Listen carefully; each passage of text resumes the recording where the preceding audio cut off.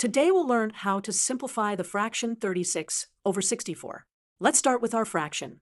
To simplify a fraction, we need to find the common factors of both numbers.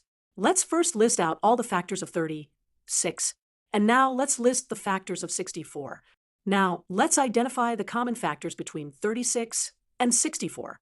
The common factors are 1, 2, and 4. The greatest common factor, or GCF, is 4. To simplify the fraction, we'll divide both the numerator and denominator by the greatest common factor, 4. 36 divided by 4 equals 9, and 64 divided by 4 equals 16. Let's visualize this with a grid. Here's a 6 by 6 grid representing 36 squares, and we can divide it into 4 equal parts. Each part contains 9 squares. Similarly, here's an 8 by 8 grid representing 64 squares, which we can divide into 4 equal parts with 16 squares in each part. Therefore, 36 over 64 simplifies to 9 over 16.